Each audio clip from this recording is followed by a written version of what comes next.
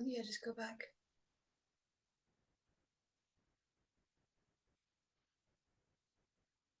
There's Angel. Hi, Angel. Welcome. Yvonda, Tiffany, Melissa. Hi, everybody.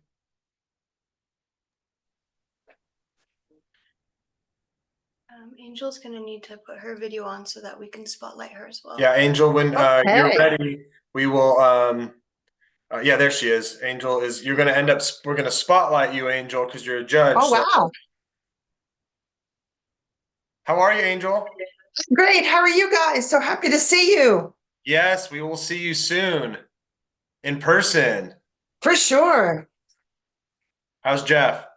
He's good. He just got home. It's been a weird week for pools this week. Everybody's stuff is like all messing up. It's not good. Hi, Terry. I So see he can you. have that. We'll tell Jeff we said hi. Will he be at the skin game? Promise. Yeah, he's coming. Good. What about Andrea and Lynn?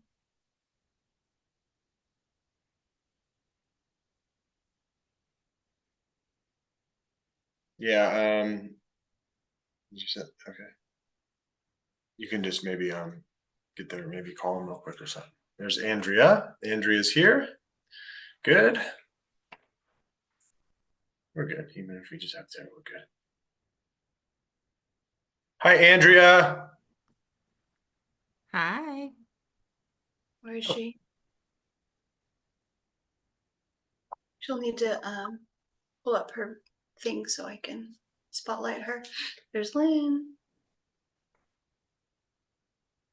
Andrea, we're going to spotlight you because you're a judge, and we're going to spotlight you too, Lynn. We see you just joined, so flip on your camera there, and we will spotlight you as well.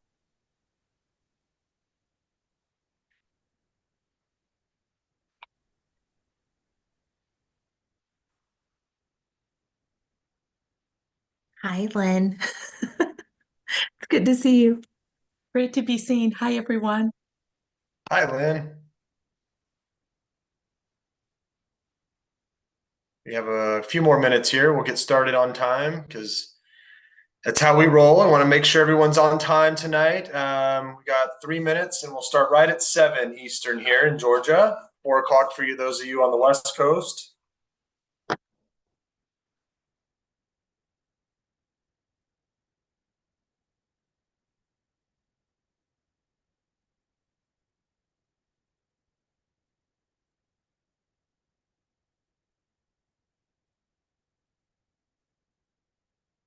Janice, admit.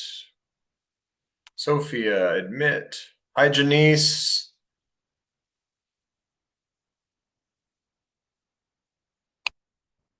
Welcome, Sophia. Welcome, Janice.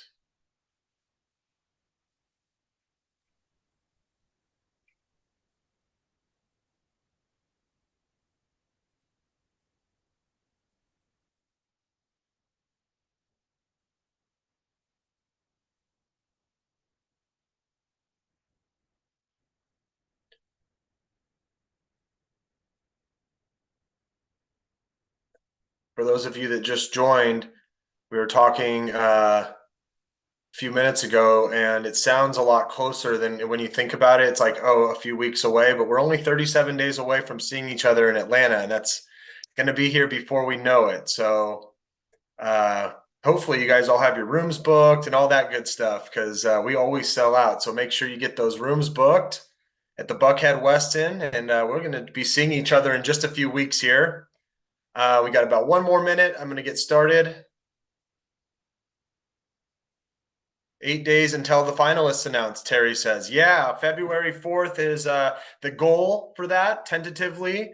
And we should be, I think we're on track for that. Kelly knows better than I do, but if our judges are following through doing their jobs, we should all be on track for a February 4th announcement of all of our skincare finalists. So that's the goal, tentatively February 4th.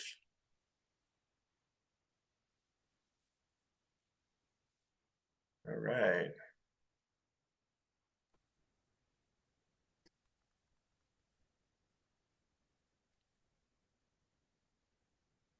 Let's make sure everybody's muted. All right. So kind of give them a format for those who haven't come, the time.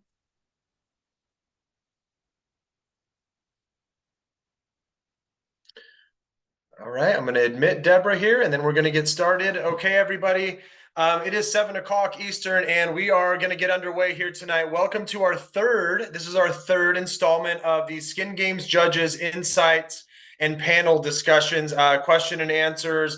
Tonight, we will be focusing on age management and open medical. You guys know me, Stephen. My beautiful wife, Taylor, is to my left here.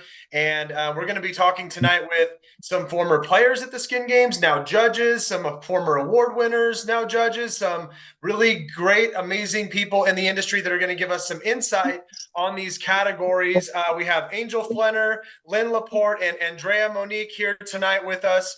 And we're going to be talking first about age management. We're going to start for 45 minutes or so with some question and answer sessions here, and then we'll transition to open category after that. But each segment will begin with some pre-prepared questions we have for our expert judges, and then we will go into some question and answers from players that are here on the YouTube.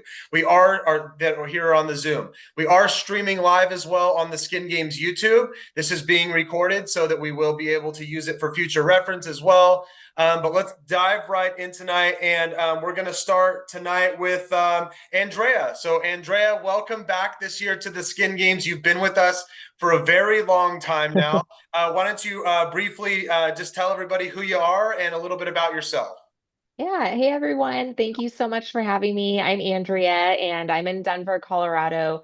I'm an esthetician now of 15 years here in Colorado. So, yeah, it's just been an amazing time. And I got involved with the Skin Games as a player back in 2017 in the open category.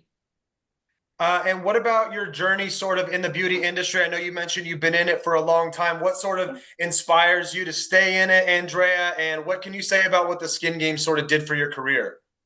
Yeah, what inspires me to stay within the industry is that there's just always new things coming out. There's always new education, there's always something to be learned. And what really has inspired me with the Skin Games is that was the first case study I ever did in my career.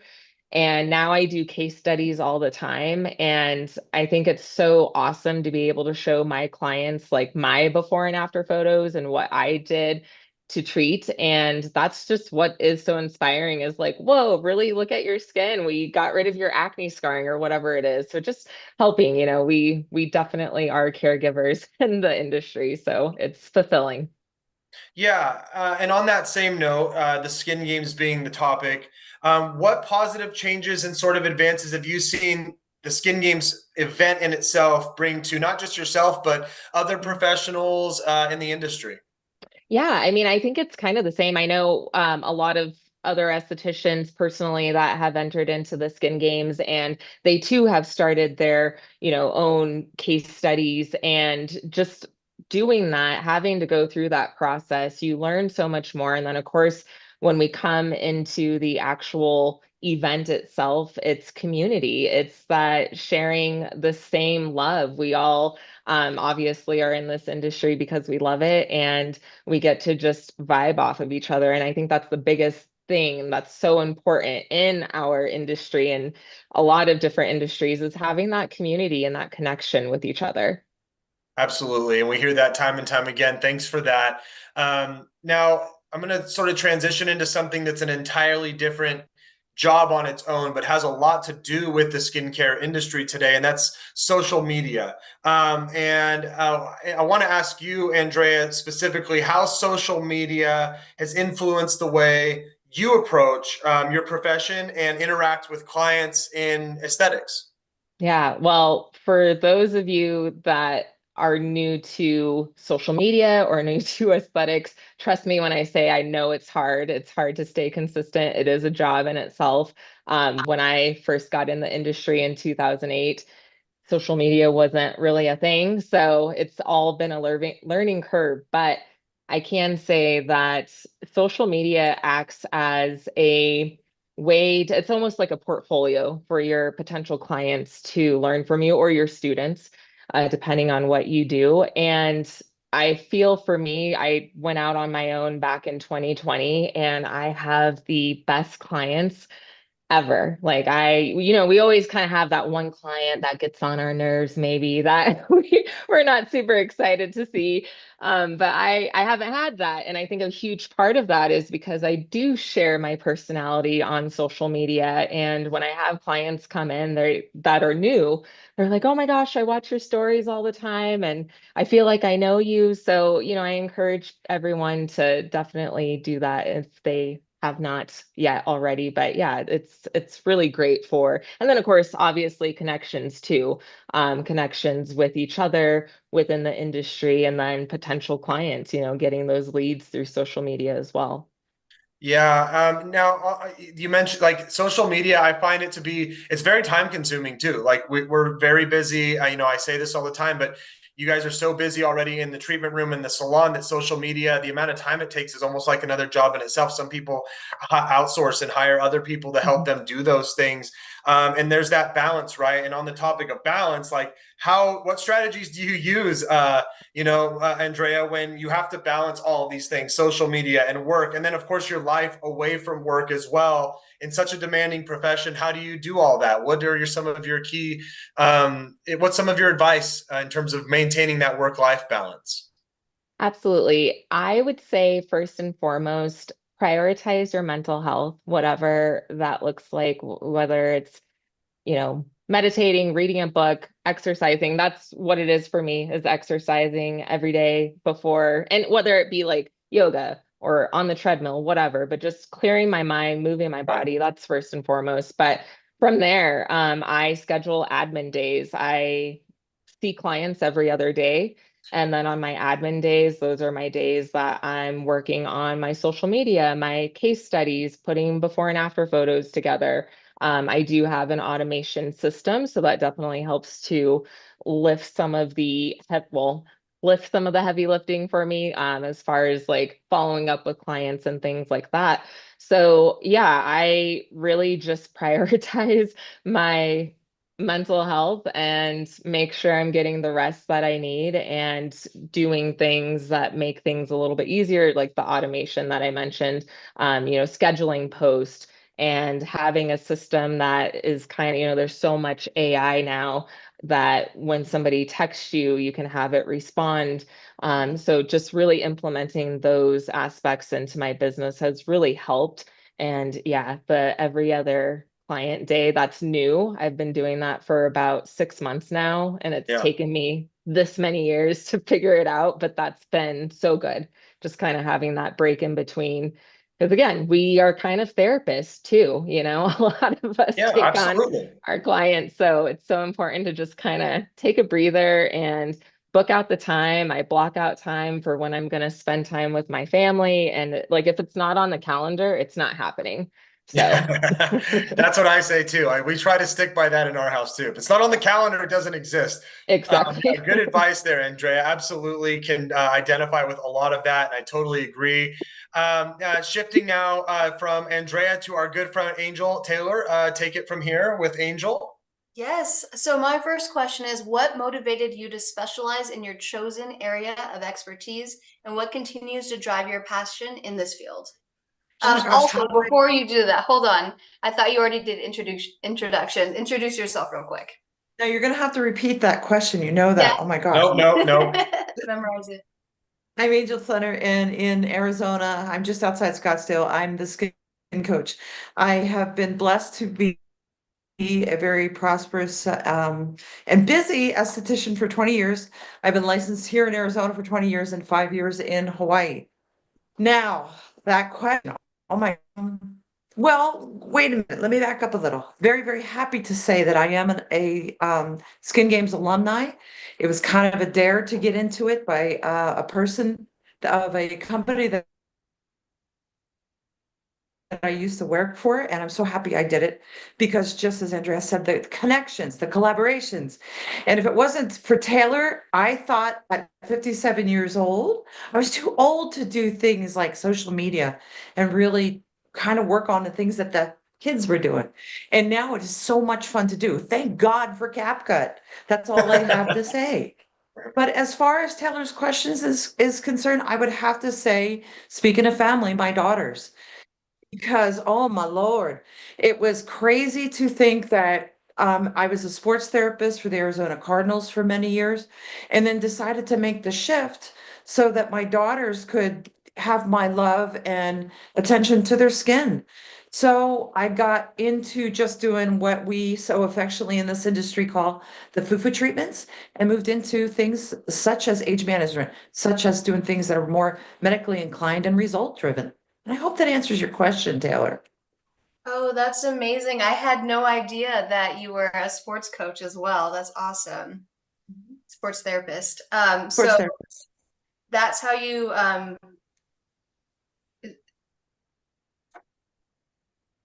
Okay, so, and then what are some of the valuable lessons you've learned over the years, Angel, that sort of have led to you being where you're at today in the industry? With some really valuable lessons that you've learned either in the treatment room or through your experiences at the skin games or anything like that? It's a good collection of all of that. And to again piggyback on what Andrea said, to me, it's really important that if I don't know how to do it, to reach out to somebody that does. When one of the things that I did last year, and I'm not blowing my own horn here, is I got into something that I made into a mentorship for people. So if I don't know how to do it, I'm going to send somebody else to another mentor that I know that's absolutely fabulous at it. And not only does it look good back to me, it's good karma, of course, karma. And it looks really good for the people that I know to be able to handshake with them and be able to help people because that's what it's all about. Just as Andrea said, we live here, we live on this earth to help others. Either that or like I had a person in Sedona of all places tell me I was a miserable king in my past life. So I'm making up my karma now by doing good things for others. And like I said, if I can send out to people to vibe from Georgia all the way to California and Hawaii, that's exactly what I want to do. awesome. Well, Wonderful. please drop that link to your website too. I'm sure everybody wants to take part in that. So my next question is, Well, what thank role you. Uh-oh. do continuing education and certification play in staying competitive in the beauty industry? And also check Oh, your Wi-Fi. It's a little bit unstable when we're listening to oh, you. that's not good. That's not good. It's not too I would bad. have I would have to say I'm very guilty of being a professional student. There's always something to learn and there's always something to teach too. I like to tell people don't go to your grave with all of this knowledge going on. Teach others, but still, you all have something to learn from one another too. And as I said earlier, look at I learned from Taylor, and I'm so grateful for that. And to me, there's always something new to learn. There's always something to refine when it comes to your education. And there's so many out there that I have learned from my years of going to be in the skin games. Perfect. Thank you so much, Angel. I can't wait to see you. And Jeff, we're going to get back to you with some more questions in just a minute from our audience and on the topic of age. And then next, of course, our next age management judge is Lynn Laporte. Lynn, please introduce yourself. Tell us where you are, where you're from, and you're a little bit about yourself and the background in the beauty industry. Thank you so much. Sure. My name is Lynn Laporte. I'm from Massachusetts, born and raised, never left. I love the Four Seasons. I have been an esthetician now in my 13th year, been in the beauty industry for over 20 years. And I can't believe that, just saying that out loud. And I love helping people. I love community. I love learning. And I'm really enjoying being a part of the Skin Games. This is my second year as a judge. And I couldn't be more excited. And I couldn't be more excited to learn from all of you, see all of you in person. And I'm excited. So thank you for having me tonight.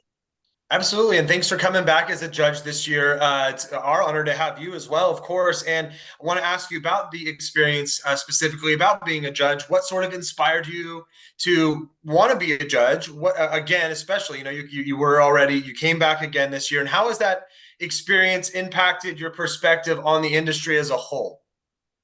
So, Holly Brown, uh, a Yes. judge in the compassion category, and so much more. So, Holly Brown was my inspiration. I didn't even know what the Skin Games was.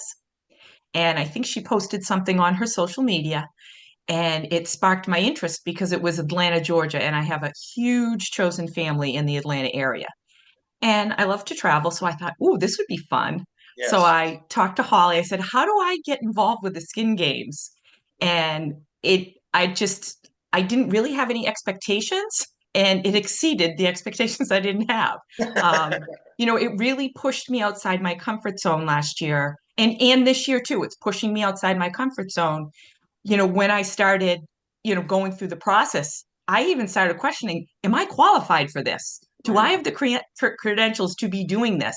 And then it's like, that's just like not the self-talk that you want. And so it encouraged me to dig deeper, to, go back to some more yoga, meditation, journaling, like Mm. really go back to my roots that I had kind of gotten away from a little bit, that drew me to the holistic.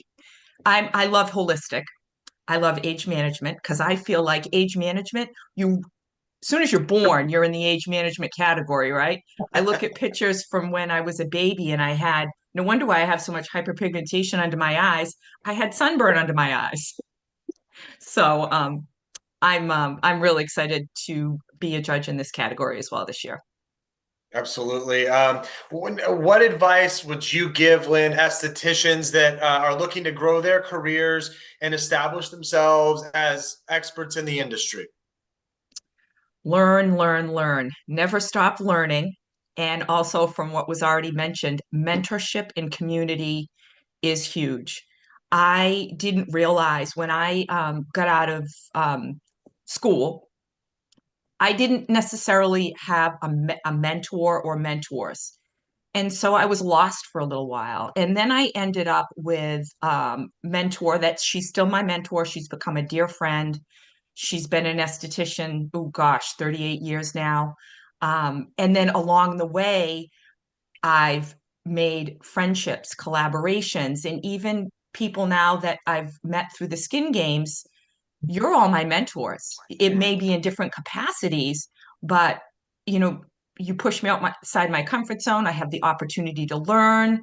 Even when we get together, when we have free time at the Skin Games last year, you get to meet people from all over the world, Right. and it's just amazing. Yeah, on that note, you've mentioned twice now something I think is really important, and that is getting outside of your comfort zone. That this enabled you to grow. And we hear over and over at the Skin Games about people's experiences when they complete their case studies, or if they come to the event and compete live.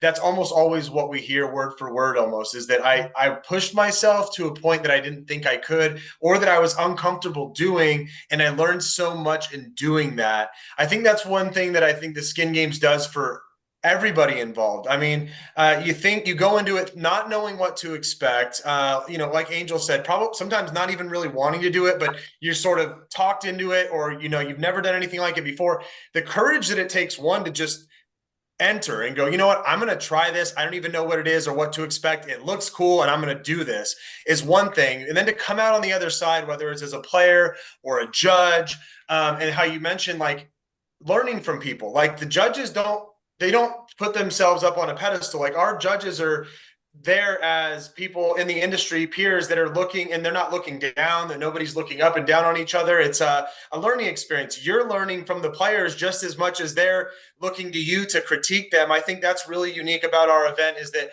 we don't put it doesn't there's nobody that we go, oh, this person knows the most, and that's why they're a judge. Like our judges are some of them are former award winners, some of them aren't. Some of them are have competed in the event, some haven't. Some own skincare lines, some don't. Like they come from, it's a very diverse background from all over the world, and no matter what capacity you're involved with at the skin games, you're pushing yourself outside of a comfort zone. And that in itself, I think really internally, especially makes it so that we can go through growth that's super important in our personal lives and especially our professional lives. And that's sort of what I took from what you just said is like, I didn't know what this was. I'd never even heard of it. Somebody told me about it. And same with Angel. I think a lot of people, they go through this with the skin games and then they come out the other end and they're like, I never want to stop doing this. This is super cool. I want to tell more people about it. I mean, if that was my experience too. I saw what it did for Taylor and I sort of didn't get involved for a long time. And then I went and I saw what it did for people's lives. And it was like, I really want to be a part of this for a long time. So I appreciate your feedback on that. Now we want to get into some questions that are specifically related to age. And we can let's start with Andrea again for our first question here. Taylor, what do you think? So what are your go-to ingredients for age management treatment, and how do you incorporate them into your services? Ooh, okay. I'll try to keep this short because there's so many. My go-to ingredients are going to be definitely a glycolic acid, and I incorporate that into I don't like to say chemical peels because that always just freaks people out. So chemical exfoliation treatments. And I work a lot with pro cell therapies as well. And so I do a lot of microneedling or microchanneling, I should say. So yeah, I would say those and moisturizer. Duh, I'm in Colorado. It's so dry.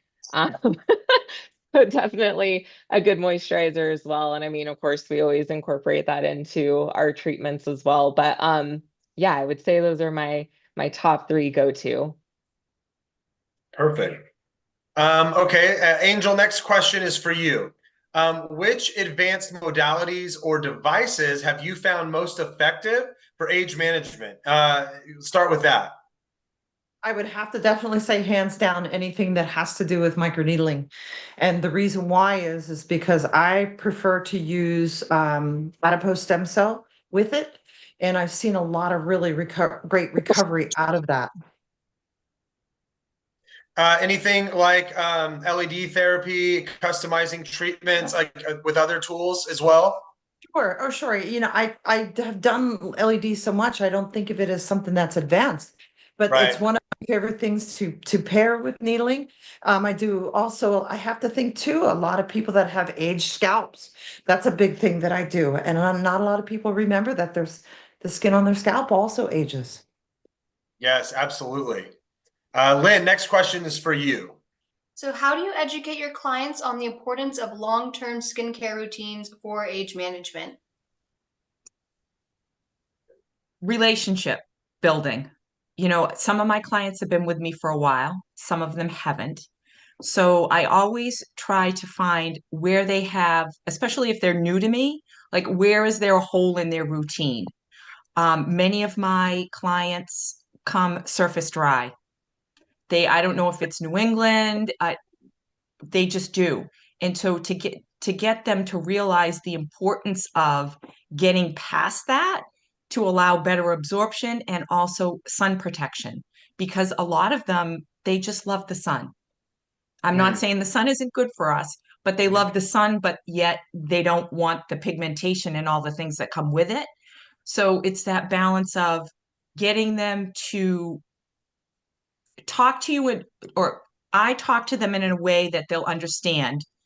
Um, Specifically, I like to explain hydration. A lot of people also, they'll wash, but they won't hydrate. So I use a furnace as an example because I love examples. So it would be like your furnace being broken, just on, doesn't shut off. You potentially might have more oil than you want in your skin because you're not balanced. And usually you can see the light bulb go off. Um, so I like to give examples and just meet them where they're at and see where I can like make that bond, that relationship a little stronger. So then they might be more willing to invest a little bit more in a better quality skincare product that will suit them body, mind, and spirit. Yes. Yeah, perfect. This one I want everybody to answer. As most of you know, our theme this year is the future is now. So we're focusing on, in some of our panels, we're focusing on the future of where the industry is going, the future and ingredients in the industry, all sorts of things relating to sort of where the industry is headed as we head into our 10th anniversary of the Skin Games next year. And, well into the 2020s now. It sounds so weird saying that, but we're in the roaring 20s now. And what sort of trends and sort of advances in the age management categories of skincare do you see coming down the pipeline and shaping the future of aesthetics? Whoever wants to start.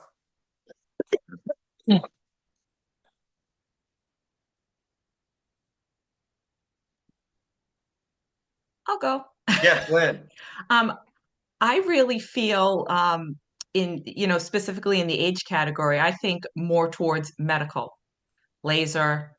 Um, a lot of my clients they're seeing me, but then in the next month they'll go to the medical spa.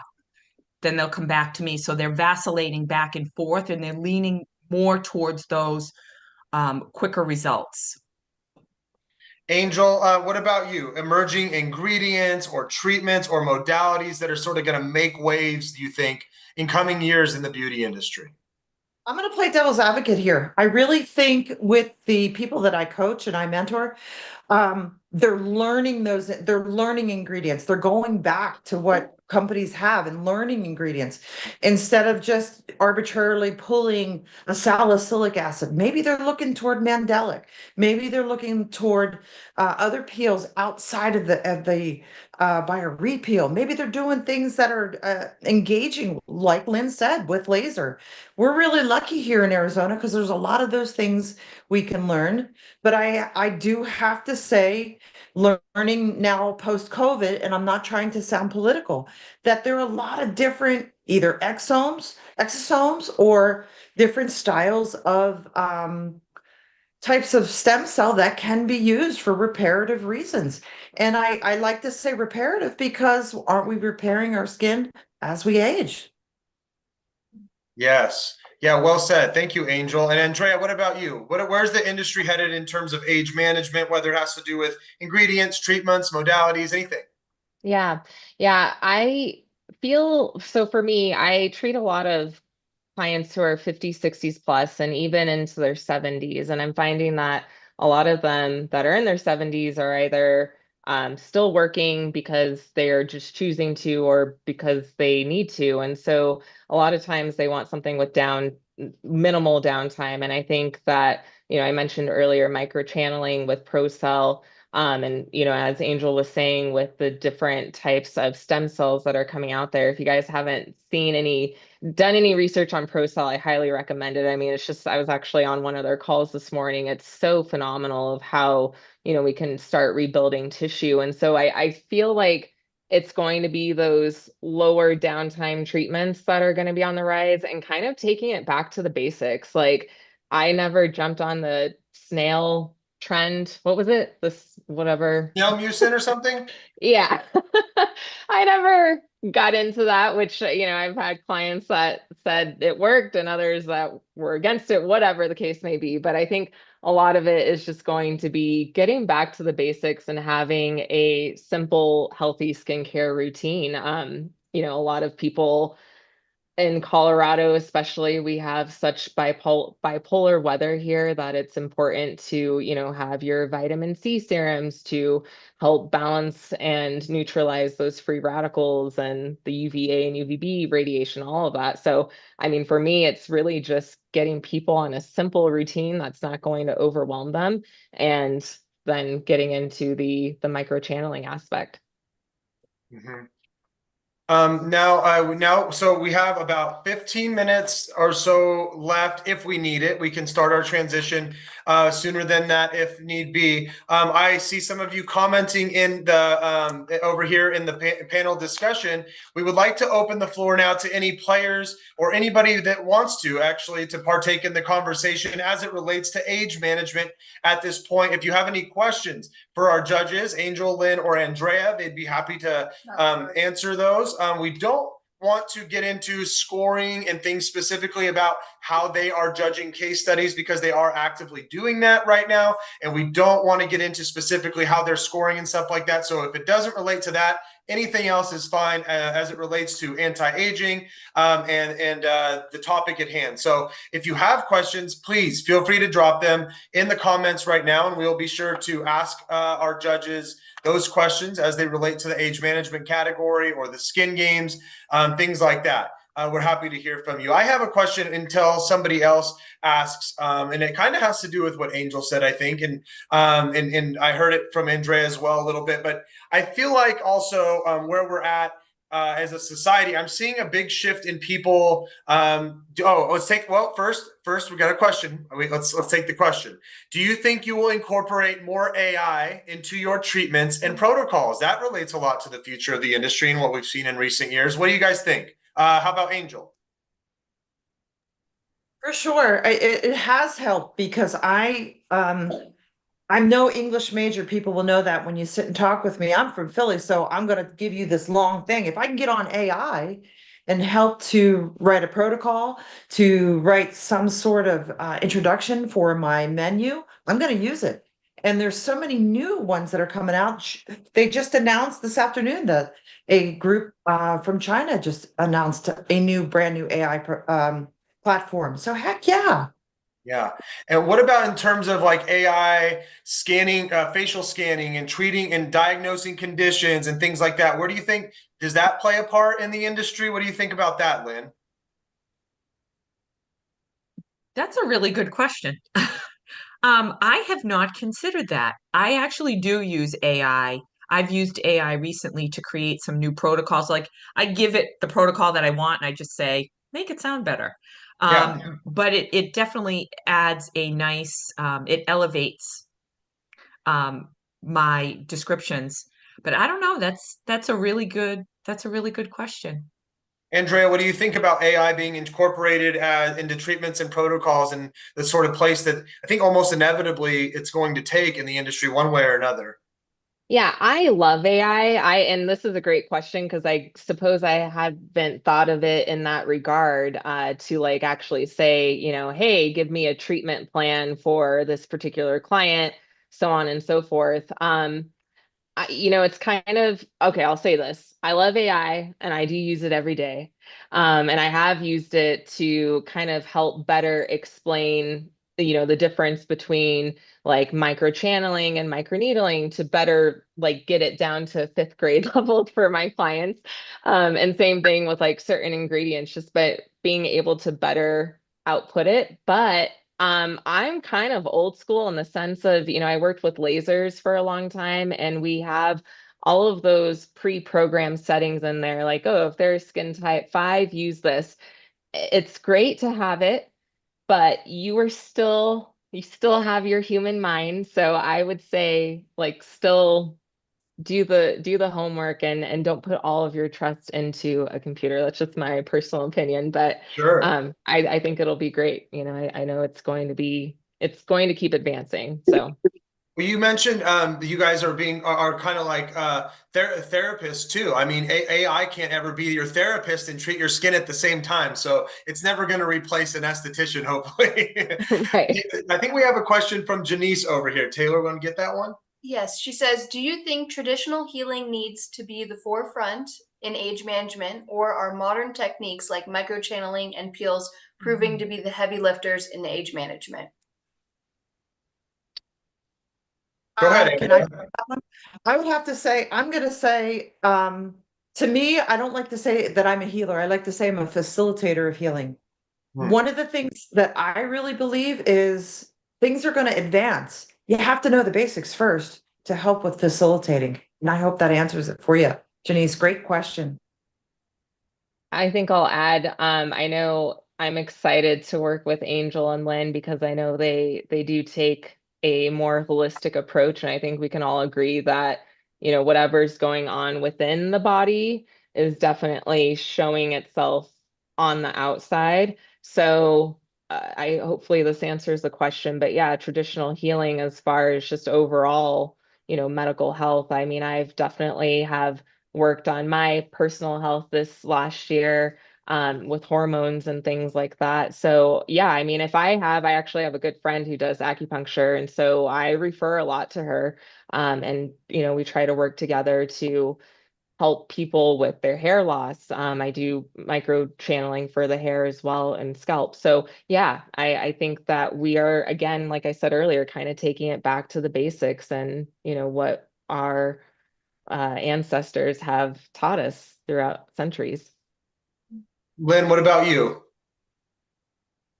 Yeah, I think that even with more advanced modalities in the age management, I still think, or I feel, and based on a lot of the estheticians that I collaborate with, I have a mastermind group with, a lot of them are even going back to, okay, what's the root cause? What's Because hormone disruption is everywhere. Hmm. I don't care how old you are. And our skin, the quality and the health and the vibrancy of what's going on in here is right here. And part of that is our hormones. And so I think more people are talking about the root cause component across the board. Mhm. Did that answer the question? Yeah, absolutely. Okay. That's very wise. Yeah, and I'm gonna finish sort of back to my original question because it ties into what we're talking about here, and it sort of ties into holistic as well. I know we have a holistic category, but I do see and hear about a lot of people treating age management through sort of a holistic lens. And I'm wondering, because of the shift that I think Angel sort of mentioned too, in that I think a lot of people in society are almost doing their own research a lot, doing their own homework now, just based on so many different things going on in the world and where information comes from, that I think that I see people, a lot of people at least, looking at more natural and holistic ways to treat themselves, whether it's via diet or their skin or whatever. And I'm just wondering where, like, I think you kind of mentioned it, back to the basics, right? Like, are we sort of and I think that's sort of a good thing, and I want to know your take on that as well. Is yes, there are a lot of modalities out there that treat fine lines and wrinkles and things like that and aging, but what can best be done for somebody that doesn't want to go down that road, that wants to treat something without a machine or without a modality? What do you guys think is the best way to treat aging when it comes to a more holistic approach? Because although holistic has its own category at the Skin Games, you can treat age management holistically. How do you think you can best do that? Well, I'll just say, if somebody was coming in wanting to treat their aging concerns, but not with any in-office treatments, I mean, I always say that 70% of our overall skin health is what we do at home. And so just having that conversation with them as far as, of course, an at-home skincare routine.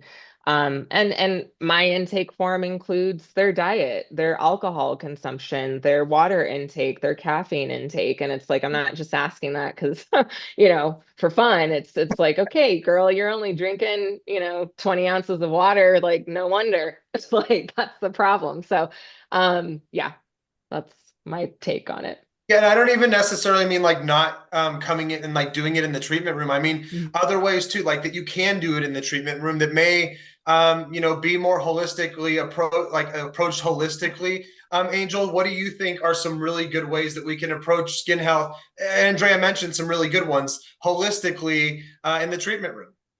First and foremost, kick the saying anti-aging to the curb, big time.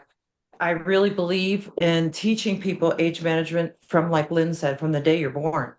So helping them, and Lynn, I'm going to say it again. I liked how you said that you have your groups that you belong to. I think being an esthetician, that's a nice way to say it without sounding like you're giving the farm away. I think if we reach out to as many people as we possibly can, whether it be through our sheets, whether it be through some sort of, like with me, I collaborate with the Veterans Administration. It's really important to teach people how they can do it themselves. And I'm just the guiding light for them. So just teaching people that it's not anti-aging. That's marketing. You're doing anti-aging from the day you're born. And here in Arizona, I'm going to say it has to do with teaching them the right sunscreen to wear. For goodness sake, sunscreen. So there's my answer in the short term. Perfect. But Lynn, Yeah, I bow down to you when it comes to your suggestions, because that's what people need. They need somebody to be a guiding light. Yeah, perfect. Very nice. And Lynn, what about you? Last answer here before we pivot to open medical. I'd say body, mind, and spirit and help people release tension. Like give them the space and the Yeah. tools because so much of what we think of as aging or when we look in the mirror and say, oh, you know, sometimes I haven't drank enough water. When I look in the mirror and I really can see those fine lines, all right, Lynn, more water tomorrow, less coffee. Like it's about progress, not perfection. And like teach people small things again, like in a local networking group, this may seem silly, but I'm known at if you want to win with your skin, just ask Lynn. And because I used to teach them about the face cloth, I'd say at night, warm, wet washcloth, unless if you have, super sensitive, red, reactive, angry skin, warm washcloth, take it off. Do that for 30 days. Don't add anything else into your routine and tell me how much difference you see.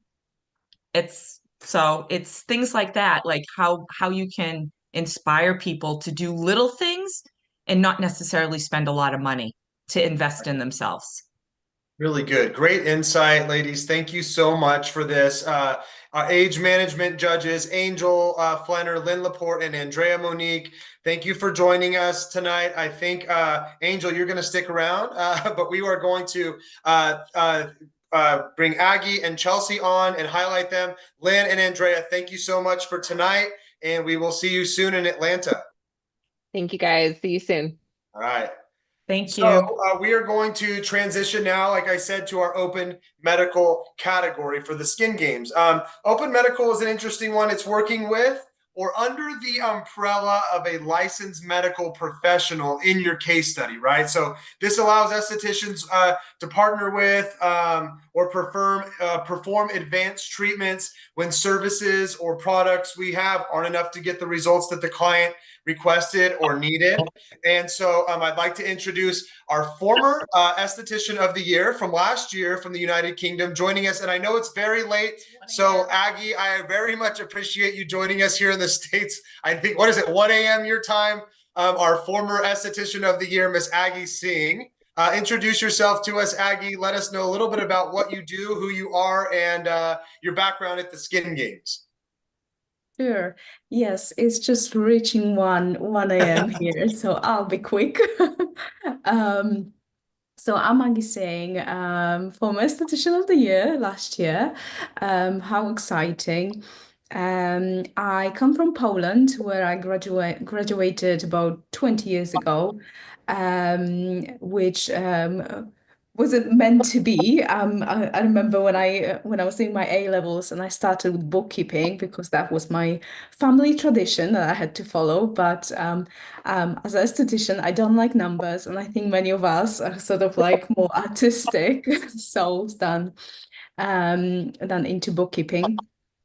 But I graduated and then I came across that beauty college with elements of physiotherapy, and I absolutely fell in love and I never looked back really.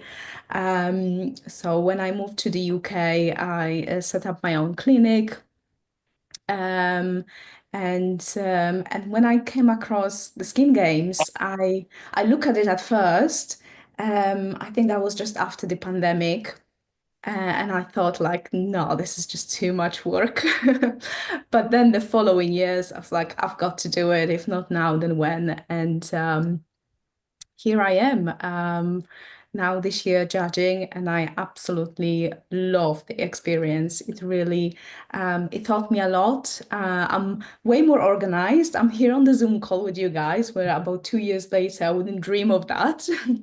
So I'm really appreciating everything that you do here at the Skin Games.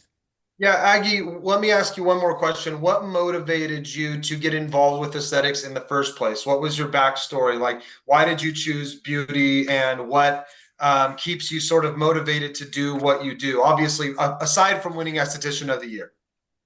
So the funny part first, when I was about 12, and all my friends, they would start going to beauticians and do a bit of waxing. I was like, I can do it myself. And I plucked my eyebrows to the point where there was nothing left.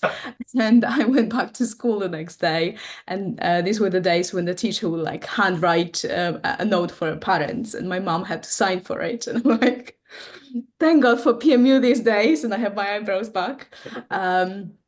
But on the other side, my mom suffers from skin conditions, which is uncurable, and most of her life she would spend on dermatology ward, and I will be visiting. And I think that planted something in me that I would love to treat skin. So I think that's why I'm here now, treating skin. Yeah, great. I love that. Thank you, Aggie.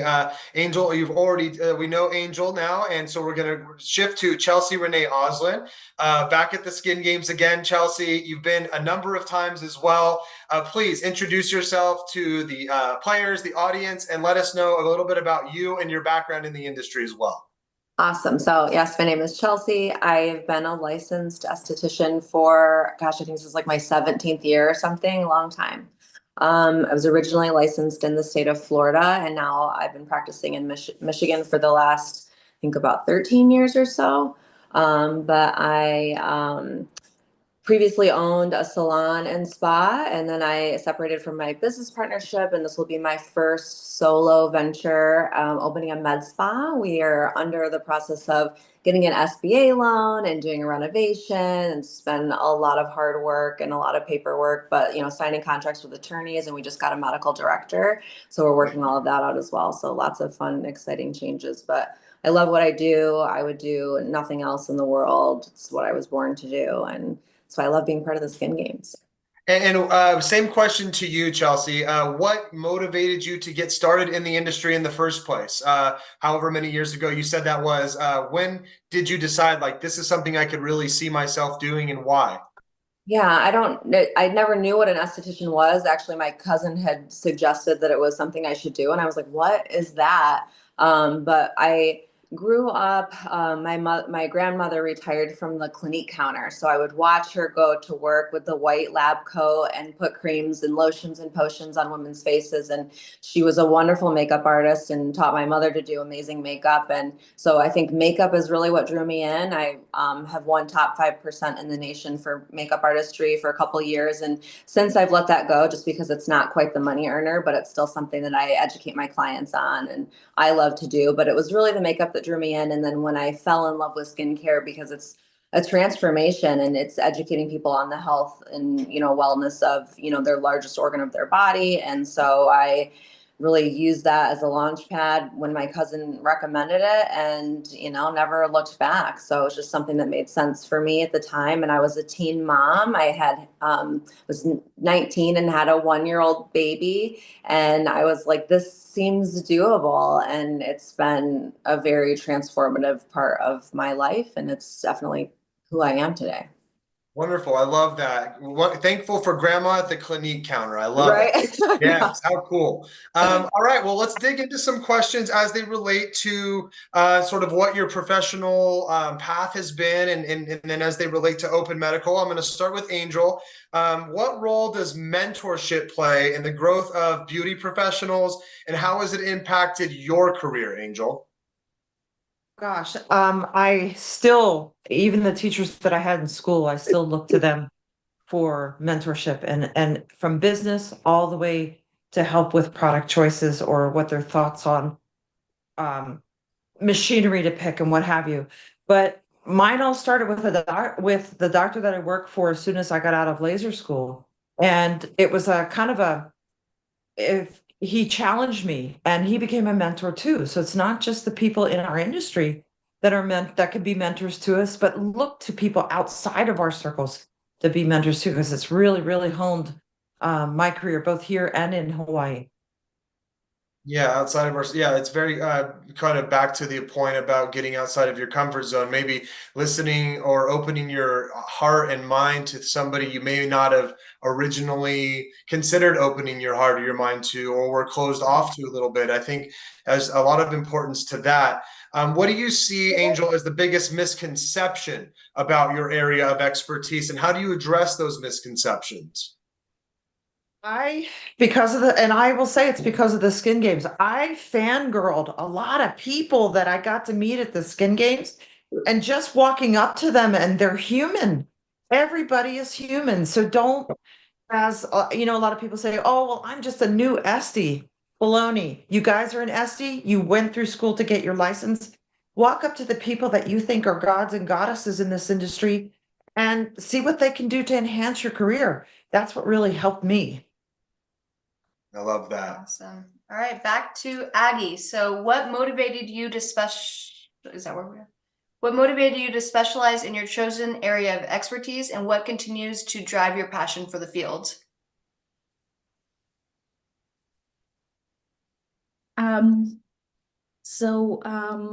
What motivates me the most in my area of expertise is, I think, increasing number of my clients. I see the skin is being compromised, and sensitized, and what I truly specialize is the consultation process. And I think that was mentioned here before as well.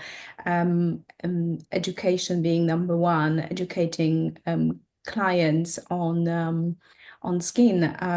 When the clients come to me for a consultation, I really like to deep dive into skin science, because I believe that once I educate my clients, I kind of shift the responsibility as well for the skin back on them. So it's not like I will treat the skin and then the next month they will come and say, I see no difference, or maybe the skin looking a little bit worse than it was before.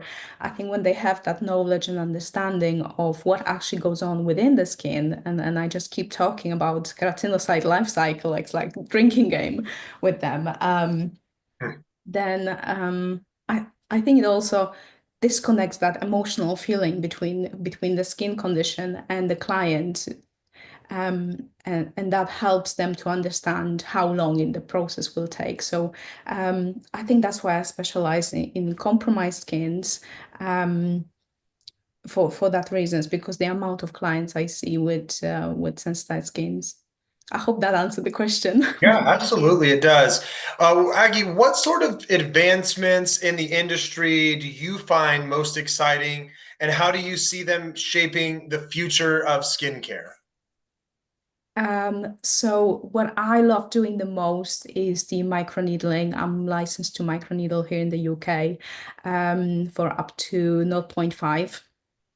And I think that's one of the most exciting treatment, the treatment that works. When I go for treatment or when I bring the treatment to my clinic, I make sure that there are studies and trials done before, and maybe not just sort of like in vitro studies in clinic, but external studies. I like to, instead of maybe a partying on the weekends, I'll be, sitting at home, boring, studying and reading white papers, and researching, and then I will bring that to my clinic. But I do believe in the long-lasting treatment. So if the treatment has a medical studies and data, then I will look into that and then bring it to the clinic. For example, with microneedling,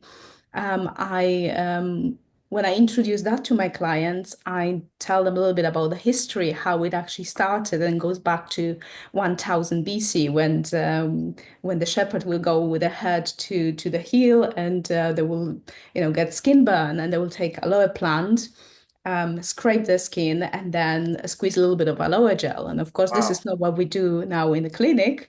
We have the CE mark serums and products. But once the client understand that how far this treatment goes, and the history, I think they believe in the treatment more as well. And that's what excites me the most. Wonderful. And so you can get to bed here. I can't believe you've stayed up this late. I go to bed at like 10 and I admire you for being up this late with us. So I want to get to your last question Got here. really strong tea here. Yeah. Thank you. Just getting acclimated. What are some, exactly, you're getting acclimated for Georgia time here in a couple weeks. What are some of the most valuable lessons, Aggie, that you've learned in your career as a skincare professional?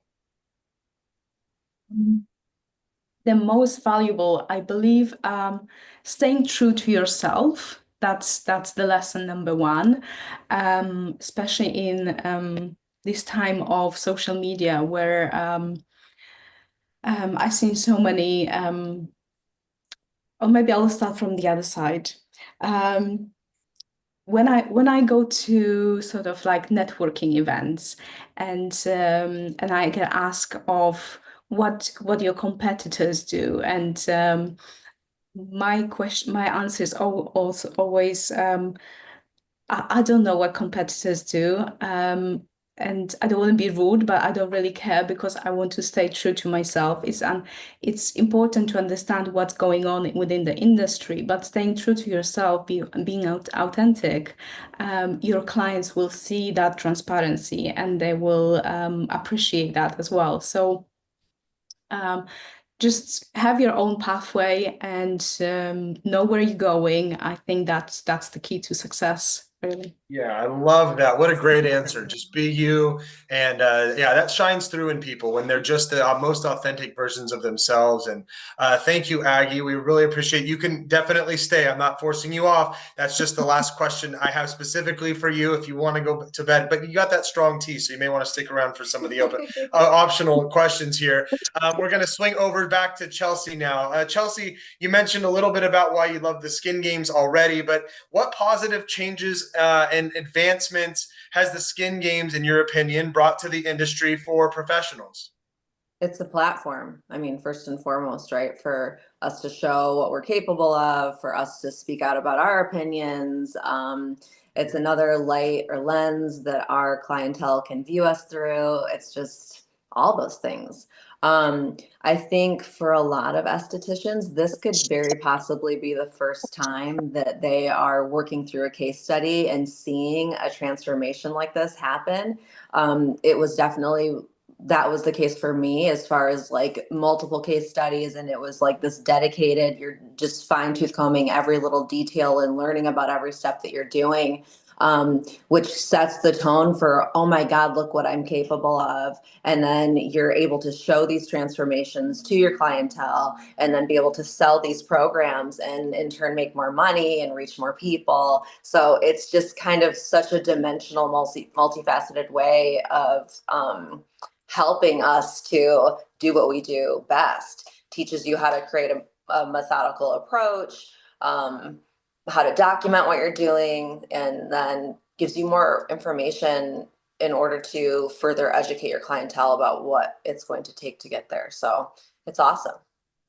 Thank you. And on that same note, how do you specifically like stay up to date on education and current trends and research, Chelsea, yourself in this industry as it moves so quickly? Yeah, I think what Aggie was saying is, there's this like double-edged sword to, being concerned with what your competitor is doing, but also it is another way to be aware. And I think it comes down to know your science. If you know your science, you'll never be fooled into buying a piece of equipment or using products that are not, they don't have science-backed evidence that, there is no white paper research evidence. So not being afraid to like what Aggie said, look at these research papers, to ask questions. And if you don't know what you're looking at, that's okay, but you need to reach out to somebody or have resources that you can go to be able to know, is this credible? So when you hear that, lasers all the rage, don't just buy the one that you saw this influencer buying. Why don't you find out about the different types of lasers, the different energies and joules and all of these things before you totally jump on board? So I think it's, again, knowing your science, having resources that you can reach out to in order to get more information, right? So part of that is staying educated, and then making sure that you align yourself with companies that are extremely credible and reputable. And then in turn, you can potentially find other people that have, aligned themselves with those companies, and then you can align yourselves with those people to learn about other things. Maybe like, I found Daniel Clary through another esthetician that won Esthetician of the Year. He's amazing when it comes to stem cells. And then I found Anteage, which is a product line that we do very well with, through him.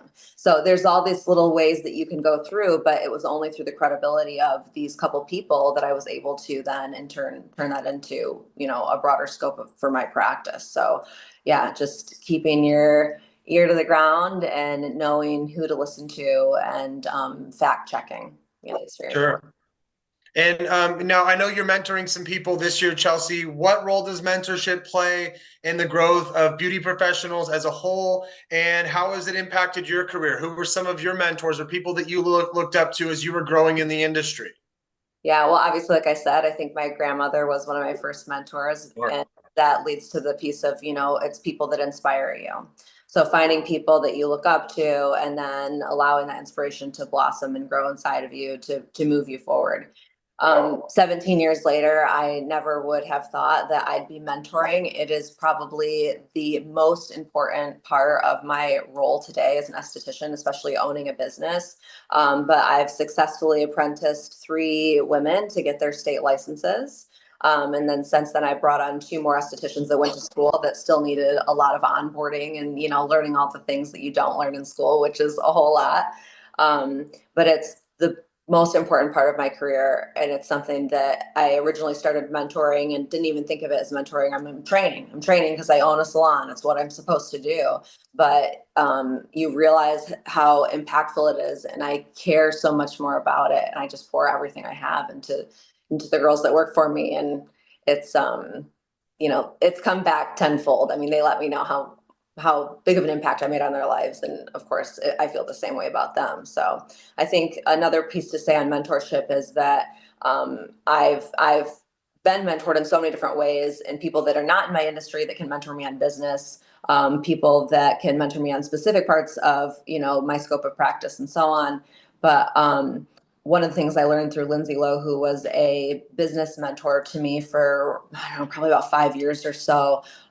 She taught me the rule. It's like the 33-33-33 rule. So it's the way you spend your time. And, you should be spending 33% of your time with people that are on the same level as you, that you can like cross-reference ideas with and kind of, relate to each other on that level. You should be spending 33% of your time with people that are below you, people that you can help bring up to the level of where you're at, right? Let's all each one teach one, right? And then 33% of your time should be spent with somebody that can mentor you, because you don't know what you don't know. And it's a very vital part of life, is whether that's career or a passion project or even friendship, right? That we need somebody that can help us to evolve. So it's a good way to kind of like assess where you're at and then kind of say, okay, I'm leaning really hard in this area, and that's probably why this might not be going very well. And then you can, lean hard and find somebody else to reach out to make that time even accordingly. Yeah, you don't know what you don't know. I really like that one. And you always do what you've always done, you'll always get what you've always got, right? So those are some really good tidbits there for in terms of mentorship. Thank you for that, and great job this year. I've seen some of your mentees putting in some great case studies, so that's really cool. Thank you for your help this year in promoting the Skin Games. Now we're going to shift over, you guys, to some optional question and answer stuff. We have a few minutes left here, and we have some questions that either we have some here predetermined questions we're going to ask, but if you have any as they relate to the open medical category that are not directly related to how these ladies are scoring your case studies right now or anything like that, we can answer those with Angel, Chelsea, and Aggie. And I also have a couple of here that we would like to ask, and I'll start with Aggie since she's still here. What are some of the most effective ways estheticians can partner with licensed medical professionals to enhance client results? And this sort of changes, I think, depending on where you are. Like, I don't know how it is in the UK, right? But we're all sort of in scope of practice, right? This category has to do with estheticians that are working hand in hand with medical professionals. Okay, so it's different. It's definitely different here in the UK. Right. where licensed estheticians are allowed to do mesotherapy or microneedling. Of course, working on the licensed products. It's the Botox and fillers that are for medics. But thinking about students, so they have to go through college, and they have to do a work experience in salon. So I'm partnering with local colleges, beauty colleges. So I do take students to my clinic for a couple of weeks in a year, and they just help out. So they will help out at the reception to find out a little bit about client to client, booking in clients, and then once the client agree as well, they will be able to come to the room as well and help out and watch and observe. Especially, I do put a lot of pressure on consultations, because I think this is something that colleges are lacking on, educating on consultation, and I think that's where it should really start. So when the client contacts the clinic, I actually do a pre-consultation. So I do a pre-visit consultation that's sent to the email, so then I can learn a little bit more about that client, and then go through in-depth science-based consultation in the clinic. So this is where I try to educate those students as well who come for work experience. So this is how we do it here. Yes. Perfect. And Angel, this one's for you. How do you determine when a client needs more advanced or medical grade treatments that fall outside of the scope of practice for estheticians? I think and I think the other ladies would agree. It definitely is something that I'm going to defer back to my medical director. With my person that I used last year in my case study, he he himself was a person that was a pharmacist. He was a corporate pharmacist for CVS. He knew what he wanted to take medication wise. He knew what he could prescribe or have someone prescribe for him. But I told him, I want you to hold off. I'm going to discuss this with my medical director.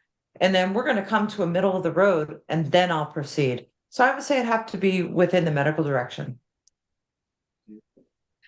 Chelsea, what advice would you give estheticians looking to expand their skills and work in a medical setting? I mean, check with a mentor. Yeah. Find somebody that's already doing that. Ask questions. See if this is something that you're interested in. But you're going to need to find a medical director. You're going to need to sign contracts. You're going to hire an attorney. You're going to, work out what they're willing to delegate, as far as the scope of procedures that they're willing to allow you to do. I think at least here in Michigan, they actually just changed laws here, and it's always been we can only work on the stratum corneum, but they put it in writing very explicitly of you cannot go below that epidermis without that medical director, and so it's leaning heavy that way. I mean, it's definitely the direction that the industry is heading, and I think that it's a conversation that everyone should have with themselves if that's something they're going to be offering. But yeah, check with people that are already doing it, and then have conversations with people that are medical directors, and they're not easy to find. It's finding the right person to work with. But I think that those advancements are kind of unavoidable, at least in the United States. We're going to have to kind of have a come to Jesus and tell ourselves that we're probably going to have to offer some of these things. So it's let's be friends with it. Let's embrace it, and let's move forward. Yeah. And Julie, thanks for your comments here. Know your state laws, she says. As you know, every state varies. Many nurses are crossing over and merging into the aesthetic industry. I noticed that actually. I noticed a lot of nurses that are either estheticians already or crossing over in this industry. That is an interesting observation. And I do notice a lot of that, Julie. Thank you for that.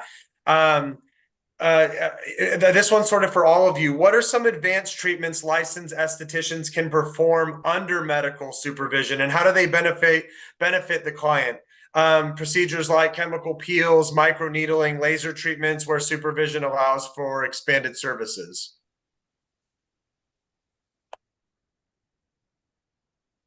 Tough one. I think like Julie said, though, it really goes by what the state allows, because I Yeah. know like here in Arizona, you certain like it's split down the middle. Now I could do hair reduction without my medical director being in my office. But if I want to do intense pulse light, if I want to do a CO2 laser, just blow off their face, she has to be in my office. So I think it really has to do with the state Yeah, in Michigan, or the a country. garbage truck man can do your laser as long as the director signed off on it. You don't have to have any type of license. It's whatever they delegate out. So, of course, it's their comfortability, but it's the case. Yeah, I'm seeing, and we see somebody, Julie said Pennsylvania, IPL, microneedling, chemical peels, dermaplaning, laser hair removal. So it does vary state to state. I see this often, even with products, knowing the products that you can use. They vary state to state. Percentages on what's included in products and things like that. How do you guys stay current on those things? Would be my last question. How do we stay current? Obviously, we would hope that, I know that there's continuing education and things like that. I think Chelsea's mentioned a number of times staying connected and staying in touch with people is important. But how do you do that? How do you network? Is that going to shows and connecting with people? Is that finding them via social media? I'm talking about outside of just where you are. How are we staying up to date on, like, because Angel, for example, good example, and Taylor, who's been licensed in Nevada and now is going to be in Georgia. Angel, you've been in Hawaii and in Arizona. Connecting yourself in a way that makes it so you know what you can do in wherever you may be. Company reps have been helpful for me. What has? Company reps. So Okay. like if I'm interested in offering a service that I know, at least in my mind, I think offers medical direction, maybe it doesn't, maybe I don't know. So if I'm going to call Sciton Lasers, they cannot sell that machine to you without the medical director's number on there. So they're going to say, hey, this is what you're going to need. Here's the process. Here's somebody you can talk to about that, because they want to sell you a $250,000 unit, right? So here they go, and they're going to connect you, right? And they're going to answer questions for you. And like, even when the laws changed, I reached out to the laser rep and I was like, what's going on? Called me immediately. And they're dialed into what the laws are, because the sale of this unit is revolved around what these laws are. So I would say it's the companies that are offering these pieces of equipment. Again, if they're reputable companies, so you have to do your due diligence and checking on that, but they are going to be well aware of like what is legal, what is not legal. And then the other thing would be hiring an attorney, because usually your licensing and regulatory affairs boards aren't going to be able to answer those questions for you. They'll say it's our job to put the law out there, but not to interpret it, and they will legitimately tell you to hire an attorney. So you're kind of left, needing help. Yeah. I think we're kind of lucky here in Arizona. One of the things that comes back to Arizona every once in a while is the integrated people that they do both doctors and estheticians. So you're able to go into their conferences. I think, and I'm not advertising for them, but if anybody's in Arizona in August of this year in Tucson, they're going to have the integrated aesthetics. It's an entire day where you can go and sit into a room with dermatologists or prescribing doctors and find out what's new and out there. And then you go back, take that. I know Shirley from XO8, her and I usually go.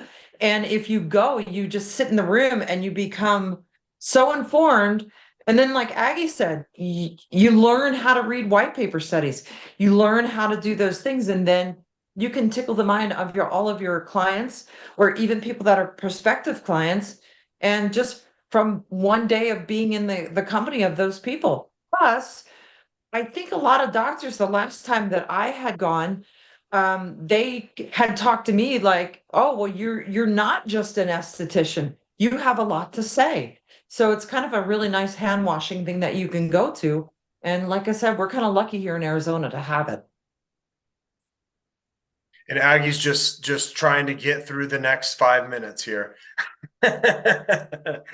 Well, look, I see somebody, Keisha says, oh, I want to go. I think Keisha's from Arizona, if I remember correctly. She signed up at Mecca. So, Keisha, you should definitely go. And I want to, if there's no other questions, we're going to sign off a little early tonight. unless you guys have anything else to have any more input to add. I do want to thank those of you who engaged via the questions and the comments, and our judges, Angel, Chelsea, and Aggie. We will be seeing you very soon in Atlanta. Thank you for joining us tonight, and get some sleep, Aggie, Angel, and Chelsea. Thank you very much. We will see you guys soon. Bye. Thanks, guys.